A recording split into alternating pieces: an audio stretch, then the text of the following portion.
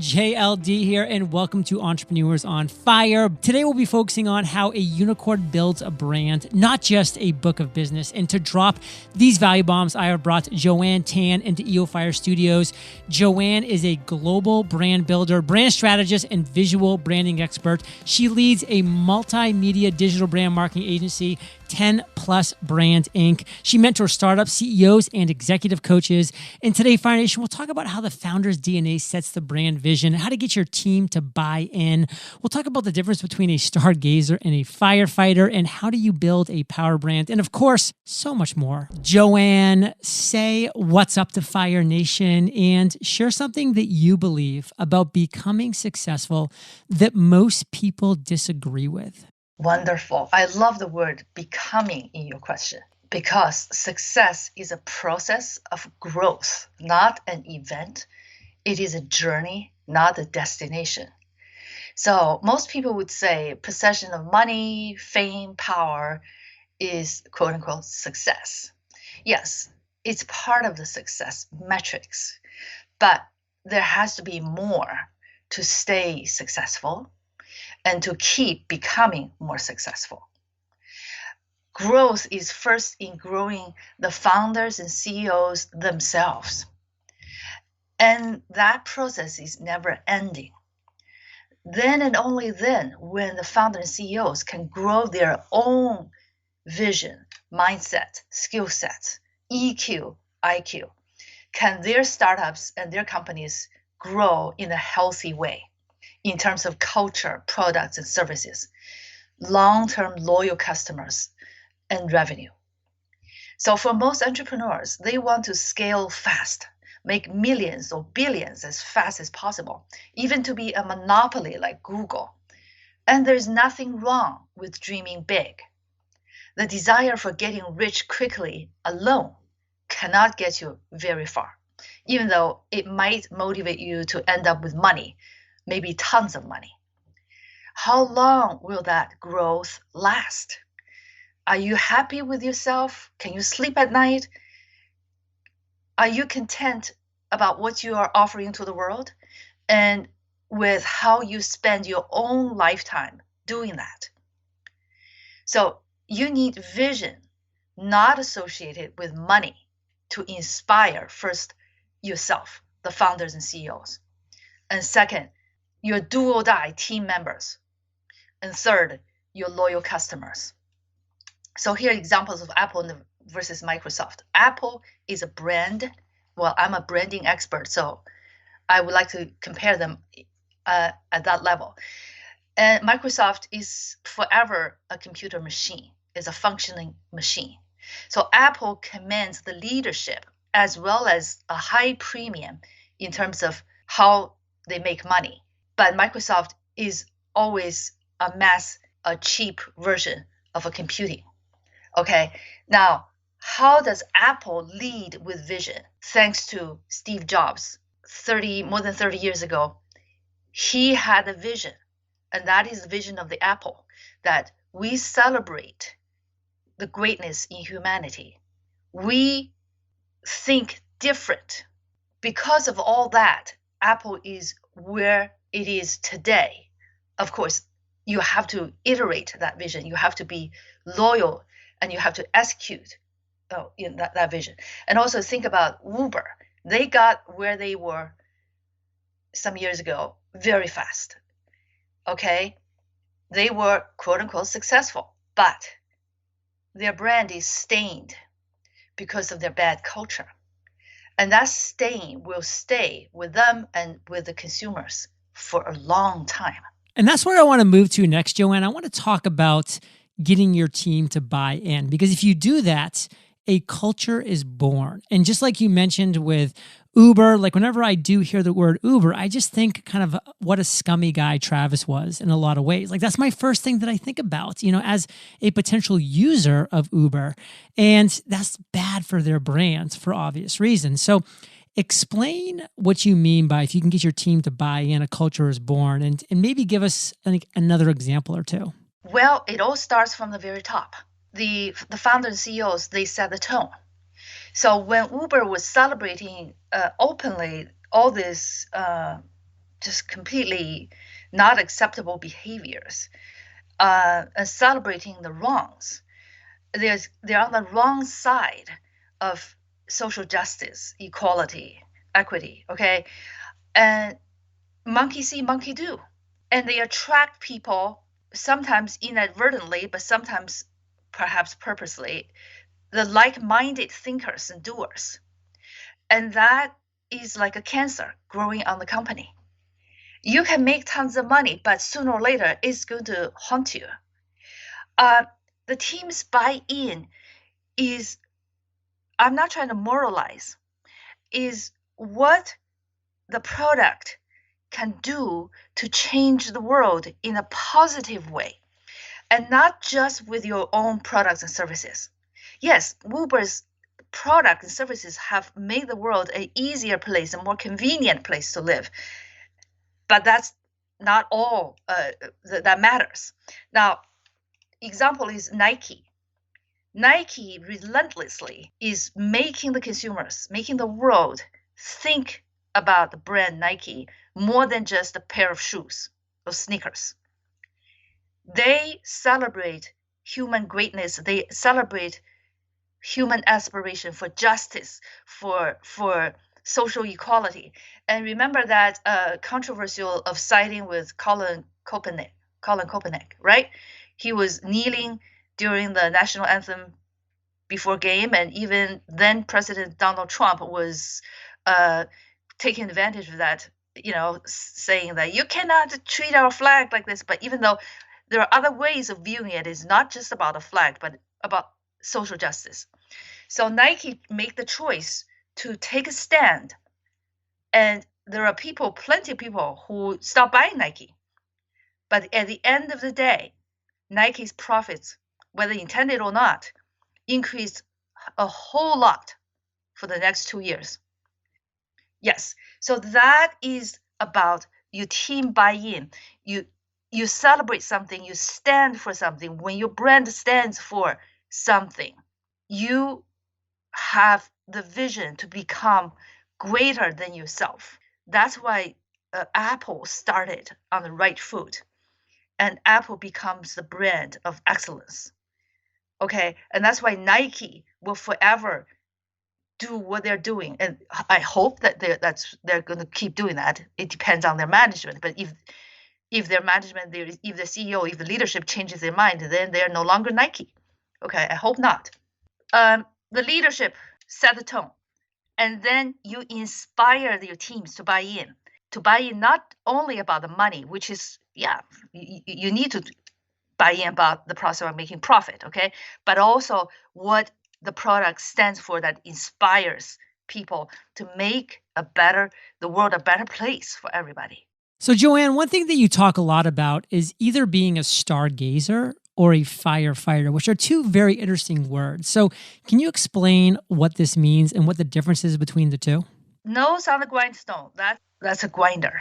Stargazer is you don't lose track where you're going. You don't lose track about your vision. I talked about vision, that if your brand stands for a out of this world idealistic vision, it inspires people. It inspires people more than just mere shoes or mere computer machine. Okay, so Stargazer is to always look up to your North Star and align your company's actions, performance, culture, how you motivate your employees, how you inspire your customers and followers with that vision. And that will propel you on the right track. Remember, growth is a journey, okay? It's a never-ending journey, but you always need to follow the North Star to stay on track. If you are putting out fires every day, nose on the grindstone and never looking up, you're not going anywhere. You're just chasing after the next quarterly result, and you are just in a hamster's wheel, okay? And you can't grow, you cannot scale if you are not a vision-driven leader. And it's hard because most of the startups, they don't have enough hours in the day. The founder and CEO, they have fires in all over. Okay, today is one, tomorrow is maybe two. And so once they are so absorbed with the daily grinding, the operation, they lose track of their vision. What is it that I really want to deliver to the world? What does my product or service stand for?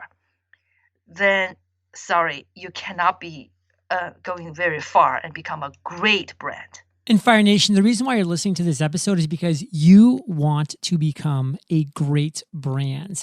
And we're going to be talking about becoming a great brand. We're going to talk about becoming a rock star, building a power brand, and then, hiring and building the right best team you possibly can. So Joanne, we're back, and I want to talk about becoming a rock star. How do we do that? What is the process? Dare to dream big. Dare to think of your brand as a great brand. And there are great brands out there for you to copycat, okay? Think big, dream big, and start with a grand vision and stay on course with that vision. When you do that, you have set the foundation for yourself to become a rock star. So for those whose visions are very limited, oh, I just want to sell my company in 4 years. Yeah, if that's what you want, that's what you get. But I'm talking to those who want to build something that lasts a long time beyond your exiting this planet Earth. Okay, we have Walt Disney, we have great brands like Tesla, we have great brands like Nike, and so on and so forth. So this is what I mean. When you become a rock star, you have to dream first and foremost, and prepare yourself to be a rock star. And again, even if you fail, what a grand way of failing. You did not waste your time. You're pursuing your dream. You're pursuing the greatest of yourself. You dare to push your limit, to get yourself out of your comfort zone. Your thinking, your vision is more than just quarterly results. So that is the difference between a rock star and anybody else. When you dare to think like that and push yourself like that, I can assure you one thing at least. Your journey is fun, exciting, and rewarded.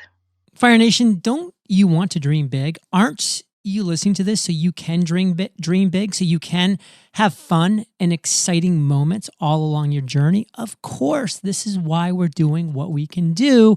Otherwise, we would just be dying a slow death in a cubicle like so many people are. So let's talk about building a power brand. Let's talk about vision. Let's talk about discipline. Let's talk about execution. Break this down for us, Joanne. Let me give you an example of the American Revolutionary War.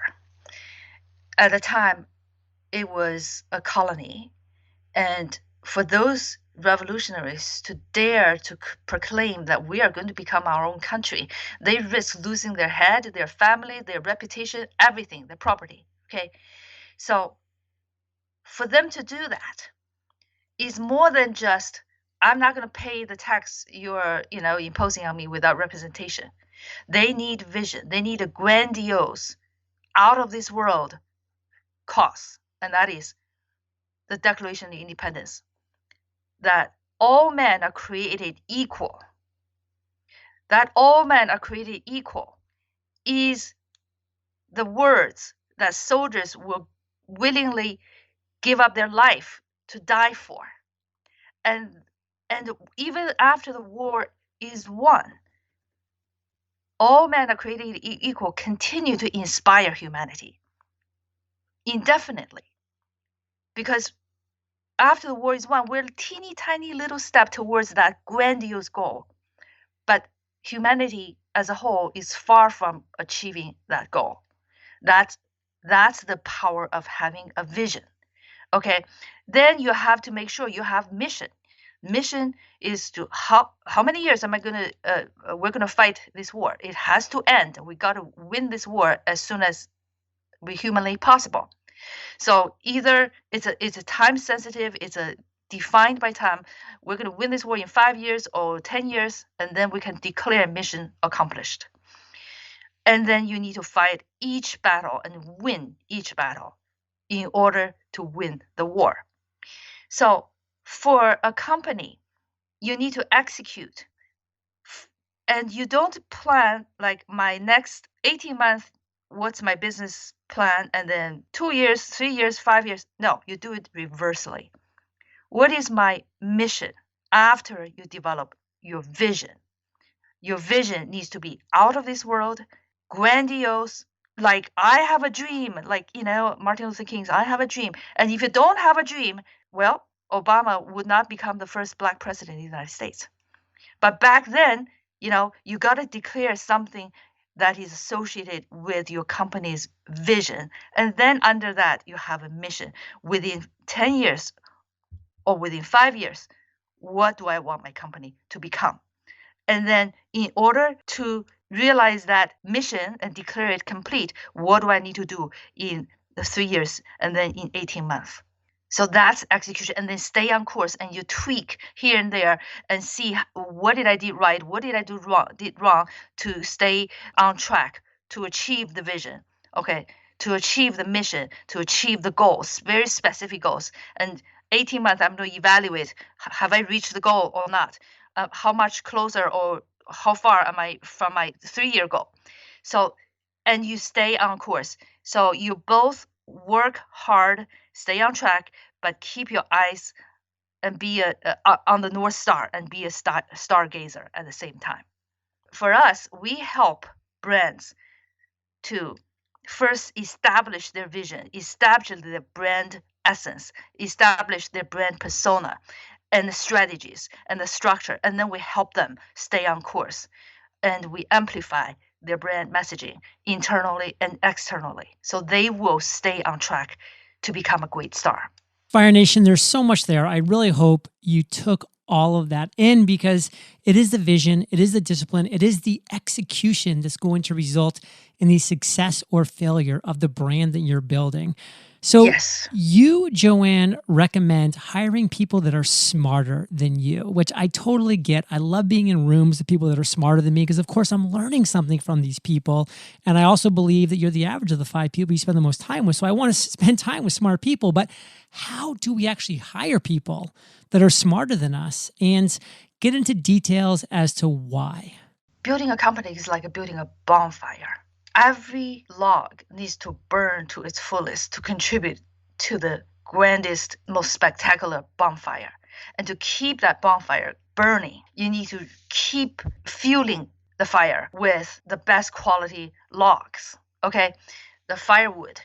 Now, the firewood, each piece is a talent who really specialize in their respective field.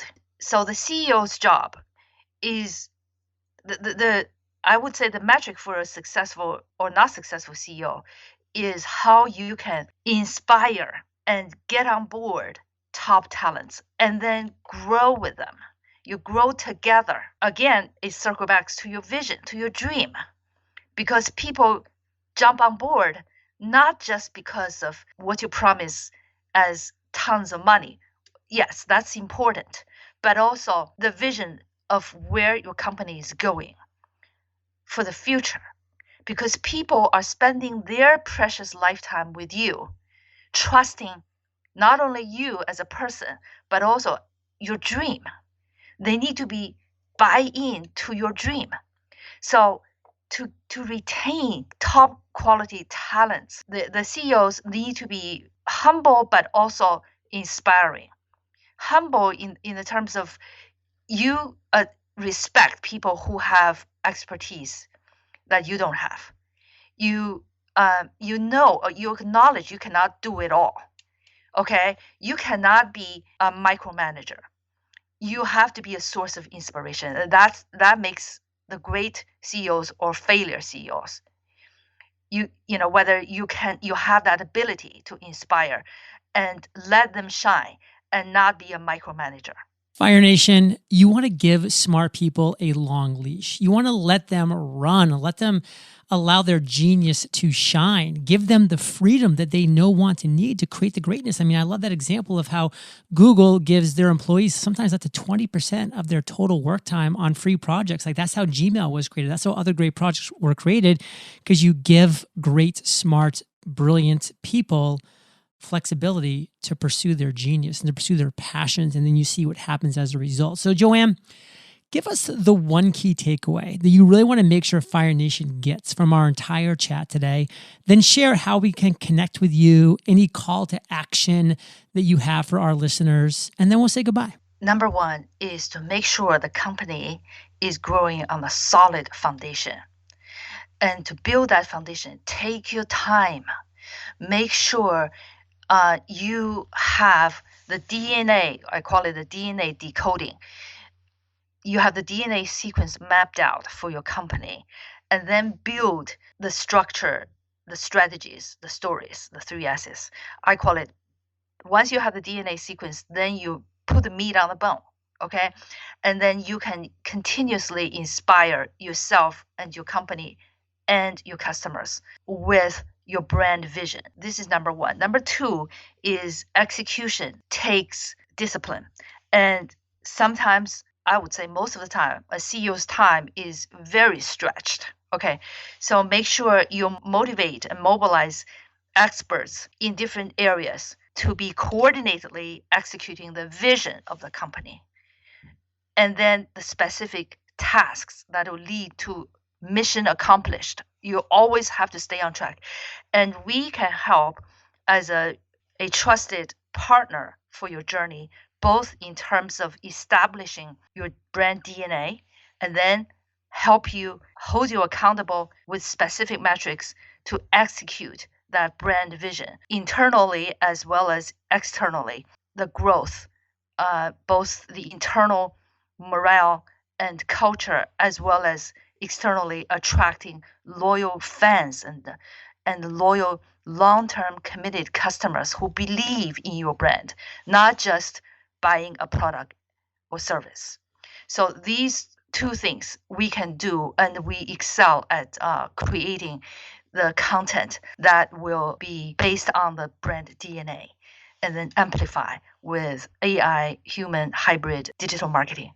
So if you have questions, you can email me or go to my website, my company's website, www.10plusbrand,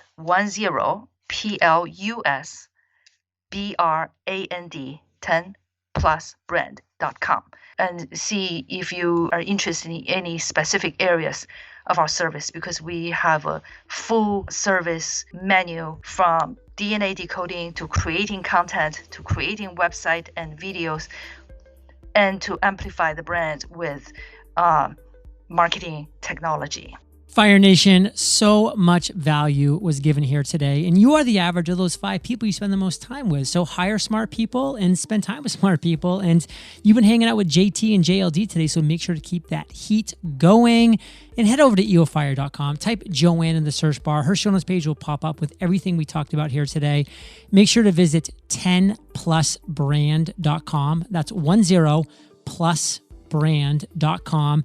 Joanne, thank you for sharing your truth, your knowledge, your value with Fire Nation today. For that, we salute you, and we'll catch you on the flip side. Oh, I forgot to say that I host a podcast series called Interviews of Notables and Influencers. And because I'm very close to Silicon Valley, I last interviewed Tim Draper, a so-called the first family of Silicon Valley, about crypto, about Bitcoin, Elon Musk, and inflation, and everything else. And before that, another Silicon Valley celebrity called Steve Hoffman, who just published a book called Surviving a Startup. I interviewed him about that book and a lot of questions, because I mentor startups as well, and early stage startups. Thank you so much, Joanne. We will catch you on the flip side. Thank you so much. Thank you for the honor. Hey, Fire Nation. Today's Value Bomb content was brought to you by Joanne, and Fire Nation.